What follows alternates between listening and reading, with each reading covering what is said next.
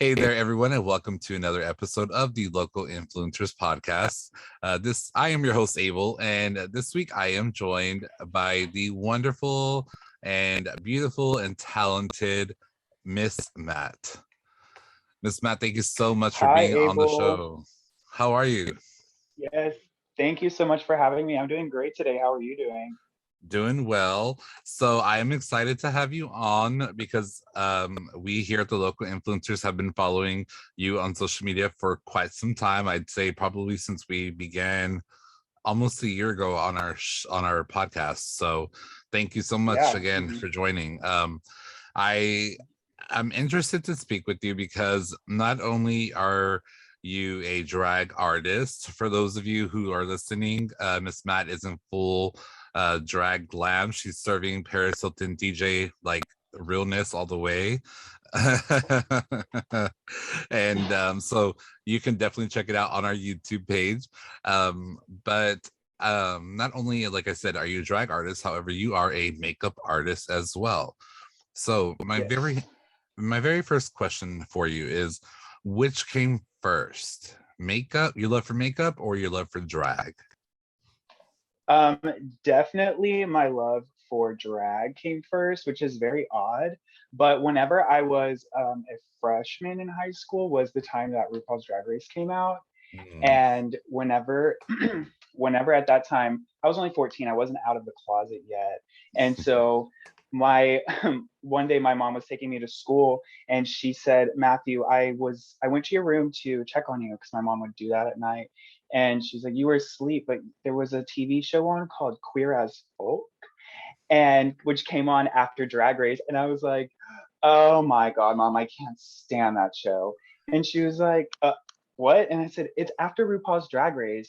And then so I started telling her and explaining to her what Drag Race was. And she said, well, I know who RuPaul is, Matthew. I'm not stupid. And I'm like, well, I didn't even know what drag was. I had no idea. I was so wowed by these like men, especially Raven. She was like had this like she has like a manly structure, but it was a diva in drag. And I was like, holy shit. Like this is insane.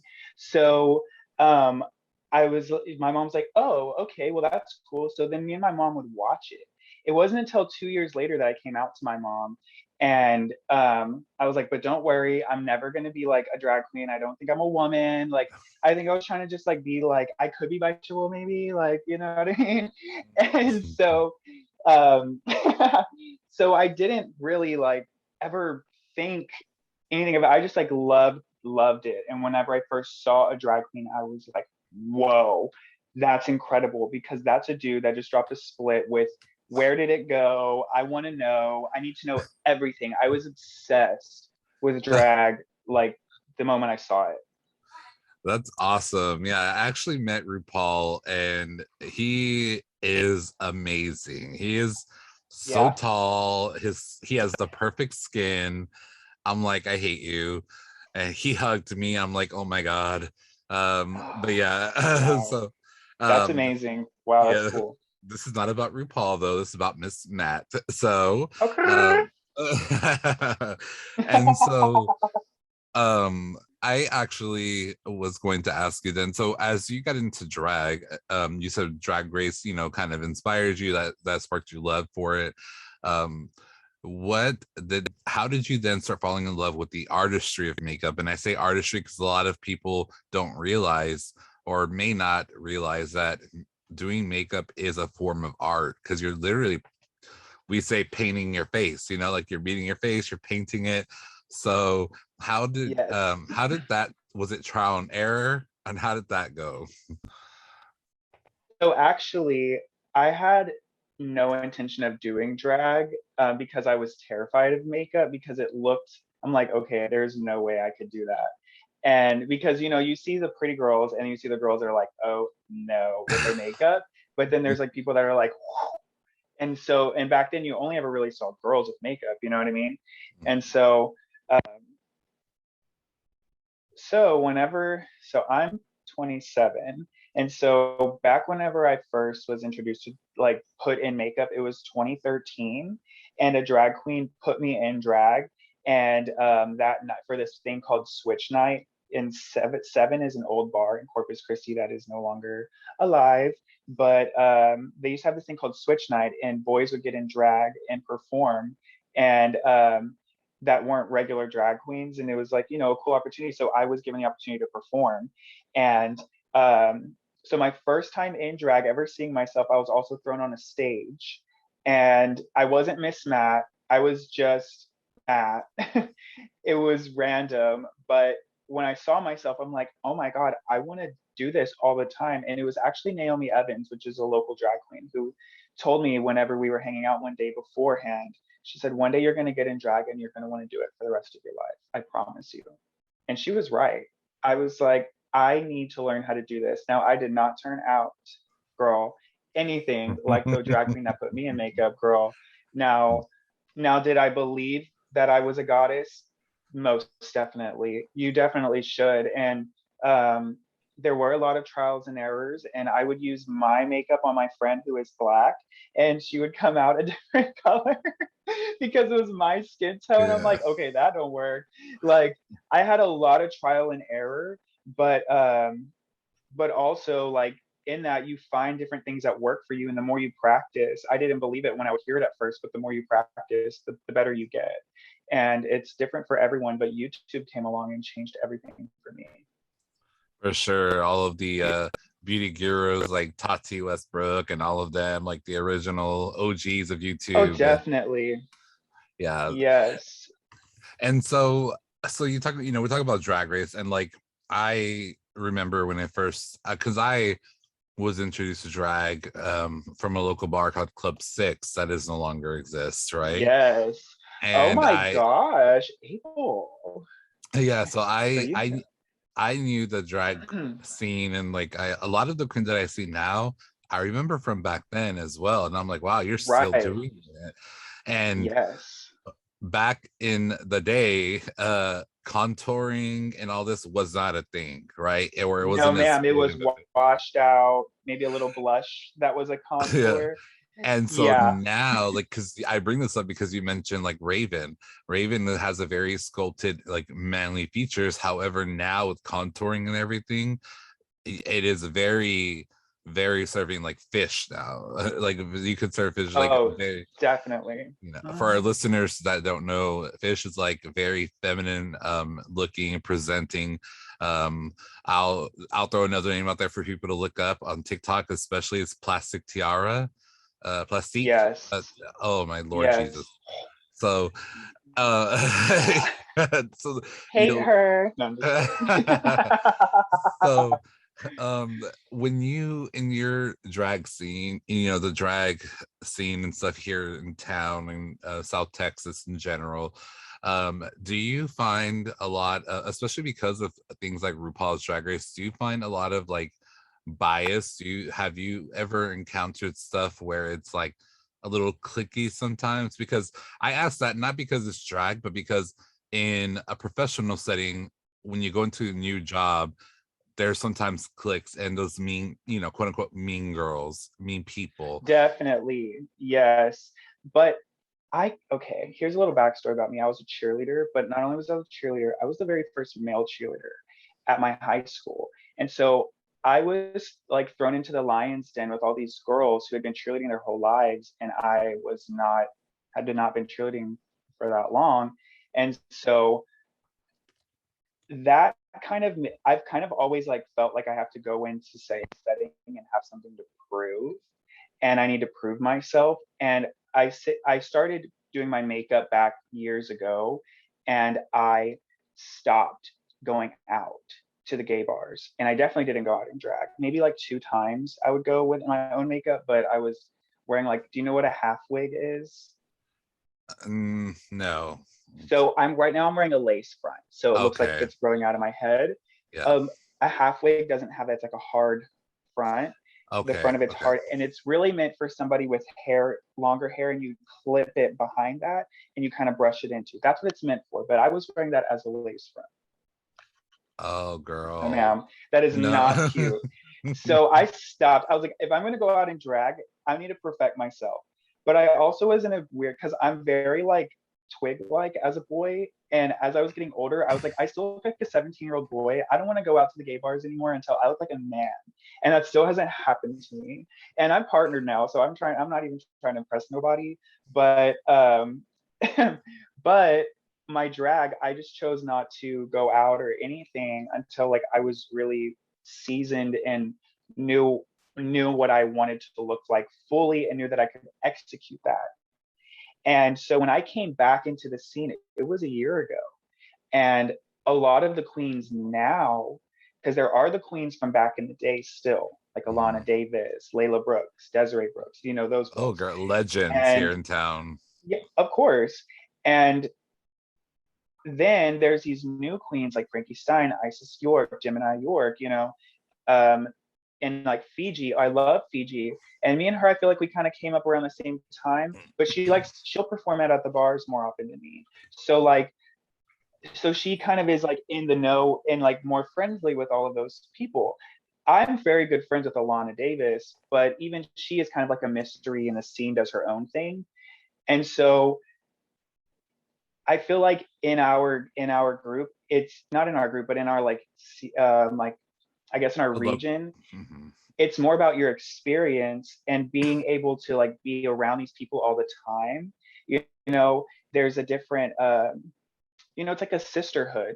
And I do consider these people my sisters, like the people that I work with in my cast like regularly, yes. And but like I said before, I went into a setting, I go into any setting like I have something to prove.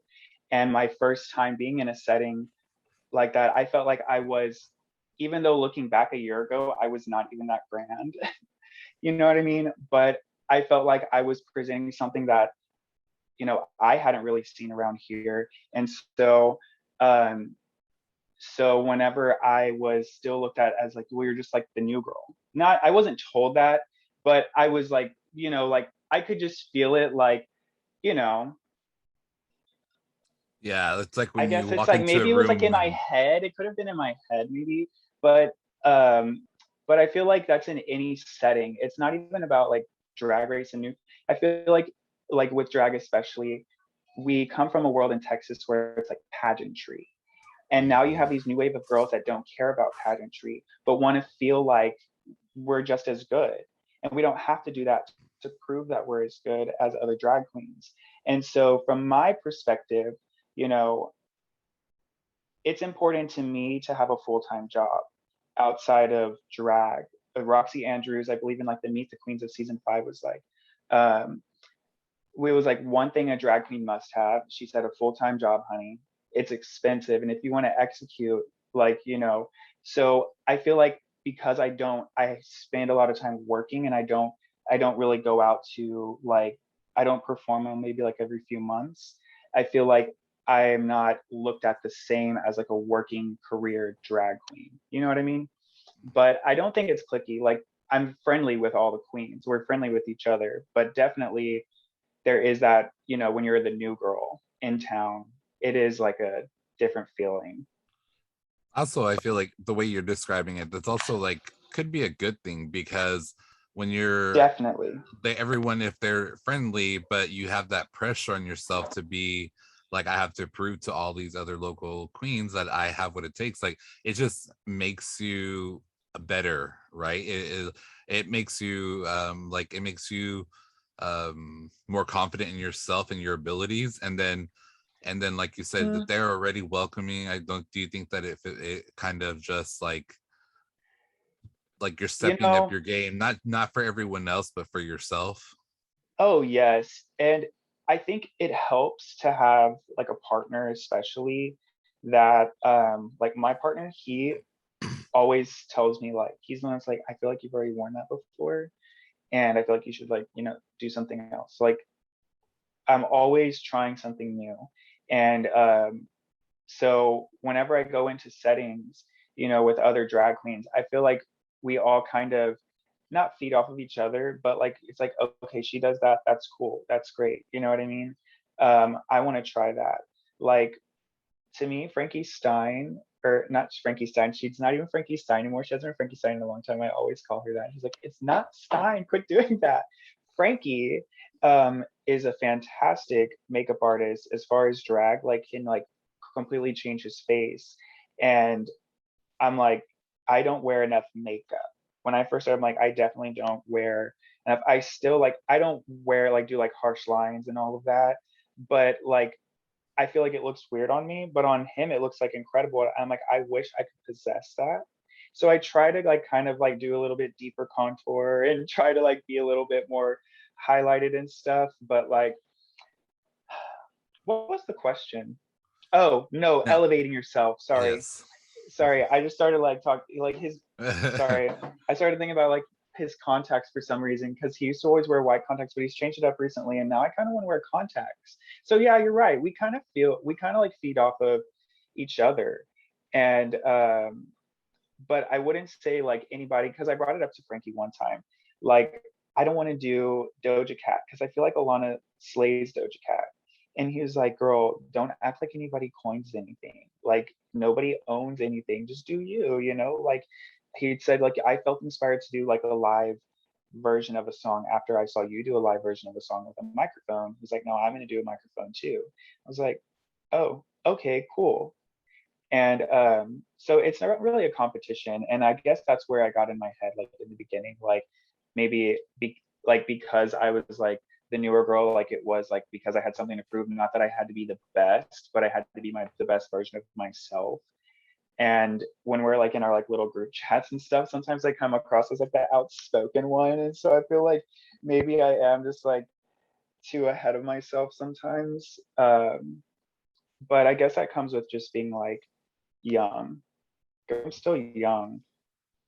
You know Yeah, what I mean? you're yeah. Stay young, girl. You don't after 30, you're like I you're mean, after 30, you roll out of bed and you're like, what just popped? Like, was that my knee? Was that my ankle? Like so yes. the Uh, girl I always tell people I'm excited to get older. I want to look like a man one day. And then my partner is a little bit older than me and he's like, oh, you don't want to get older. Trust me, you do not no, want to get you older. will not I'm have like, Megan. You will not have Megan knees. Okay, after 30, Megan the Stallion knees go away. they you can drop it, right. but you I don't can. know, It's hard. Beyonce. I don't even how old is Beyonce? I feel like she can go she's down. she's a god. She's my goddess. Like that's funny that you bring her up because she's my. I've seen her in concert maybe like 11 or 12 times. She is my literal goddess. So she does not age. And so I want to talk Yo, about your just like your makeup and your artistry there a little bit more. definitely. So you said that you kind of practiced on your friend before, you learned that, not it's funny because Patrick Star has his one size fits all, but makeup is not one size fits all, right? Not everybody has, Definitely not. everyone has different skin tones, and then someone with like my complexion can have different like undertones, so it's still at that, right? That's still like, even though we may on the outside look the same, like same color as whatever you want to say, but Exactly. when you apply makeup to someone's undertones are different, so like blues, yellow, reds come out differently on people, and so how did I guess, was that trial and error? And do you enjoy doing makeup on other people in general? Is that something that like you would like to do maybe full time, or is it just like, no girl, only when I have to? I absolutely love doing makeup. I I don't brand myself as a makeup artist, but opportunities come to me. And if an opportunity comes to me, I take it. I'm like, yes, let's do it. And I used to be like, sure, I'm a makeup artist, but I'm not like certified or anything like that. But if you want me to do your makeup, let's do it. Like I'm always down. But when I first started doing that, the one of the first interactions I had with a client, she had metastatic breast cancer stage 4, and at that point, she probably had like 10 months to live, and to and she had like her breasts removed. She tried to get a breast job done, and then like she had an infection, had to have one removed. Like it was like traumatic, and so she was like explaining all of this to me while I'm doing her makeup, and she's like, I've never felt during all this, I felt beautiful for my partner. And I try so hard. I take on the makeup, and I'm like there, and he always tells me like, I don't see you anymore. And she was like, and I want to do this shoot, and I want to be raw, and I want to be me. And it was a boudoir shoot. And so she had this wig, and of course I told her I would style it for her. And but I suggested that she do the shoot without her wig. And that was probably like the most beautiful experience I've ever been a part of. And she passed away like 6 months ago. And I was like, Oh no. it's so sad, you know? Like, but I'm so happy that she got to have that experience and present that to her husband and show like her, and be so proud of who she is, no matter where she was. She was so strong. And they had a vow renewal, and she asked me to restyle a whole wig for her. And I never put it on my social media or anything like that, because I didn't want to be like, look at me, look what I do for people. You know, like, this person deserves all the privacy and everything to herself, you know? And that kind of stuff was like, I need to continue to do things like this. So almost everything that I do, as far as produced by myself, I try to do with some sort of um, like cause, you know. I produced the Proud Market. I co-produced the Proud Market with Trendy Eats and Vegan Treats, and um, what's so important to us is to donate. And so we donated 10% of the ticket sales.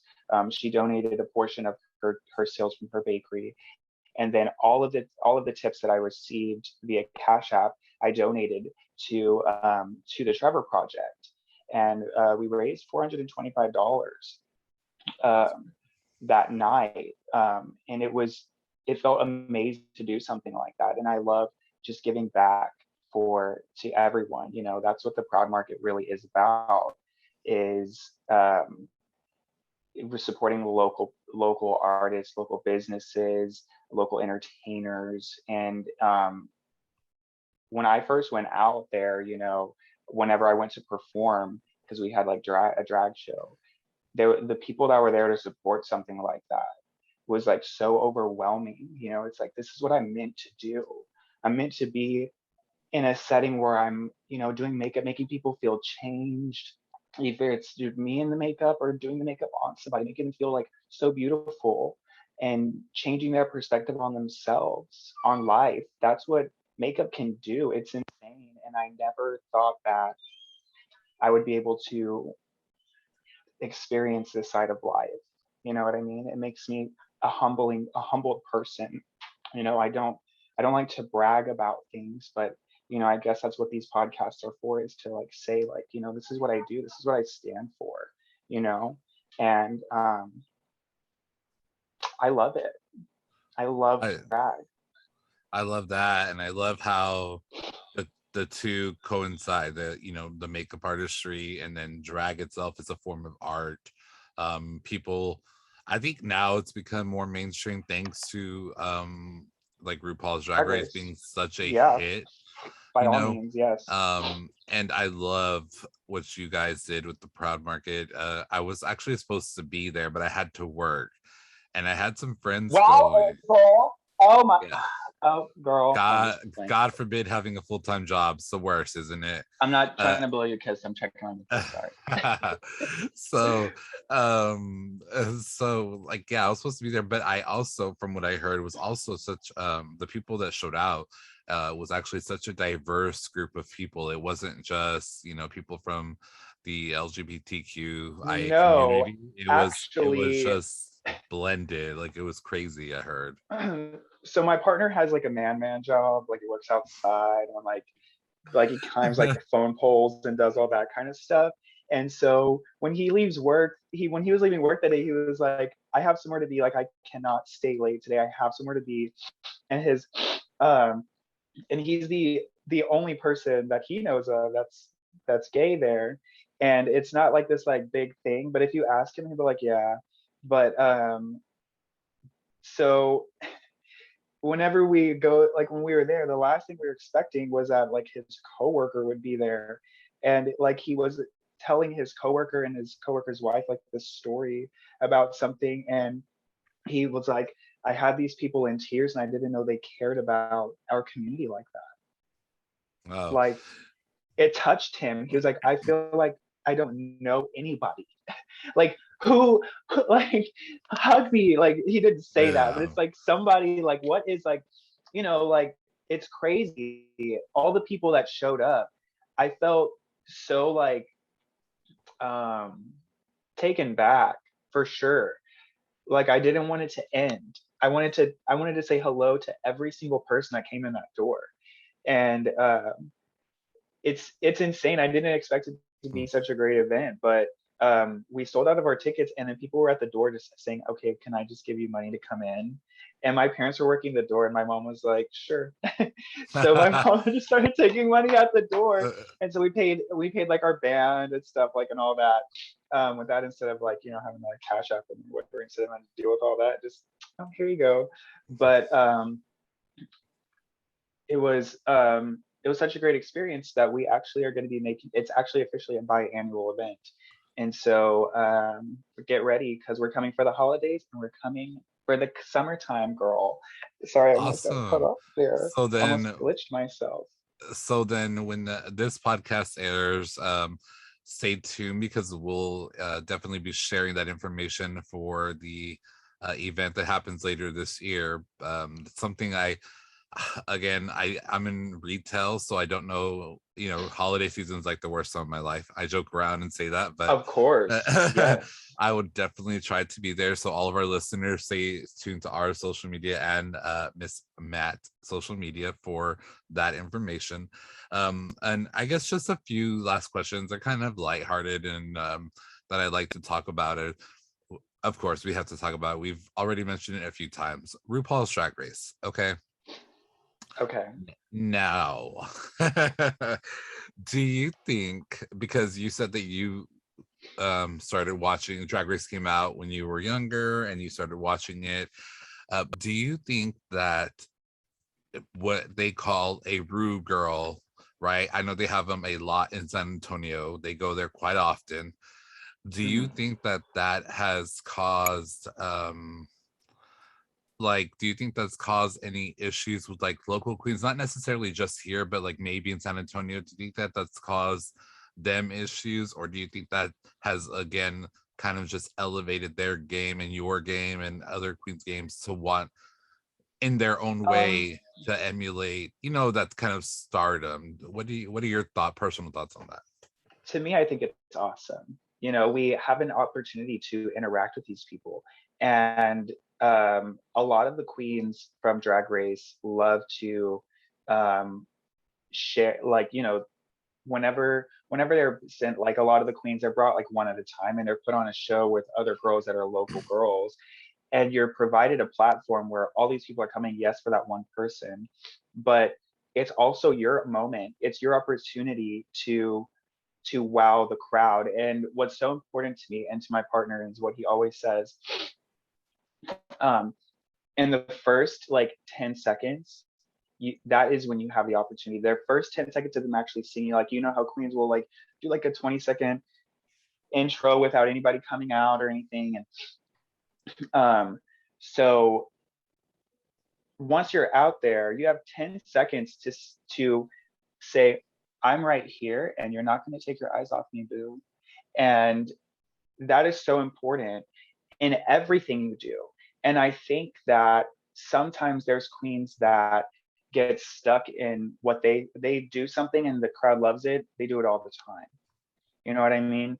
Somebody tells you look stunning in that outfit. They wear that outfit all the time. What they don't realize is we've seen it. When like you can go on Instagram and see it for yourself. It's not a hidden thing if you actually just look. When you repeat posts that are the same thing, you get less likes on it because people have already seen it. They're like, oh, I've already seen that. And whenever you're in a setting where people are always there, You know what I mean? You have to keep elevating yourself. And that's what RuPaul's Drag Race has done. If you go from season one, it went from looking just fish, looking passable, to now you better look like a fucking clown, but a woman clown.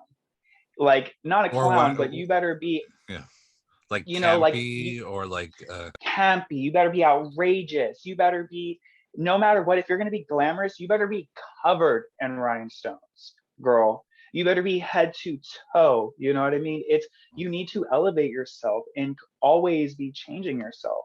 They say it on Drag Race all the time. You've worn those boots 3 times. And I'm not yeah, saying any names, but there's girls that wear the same heels all the time.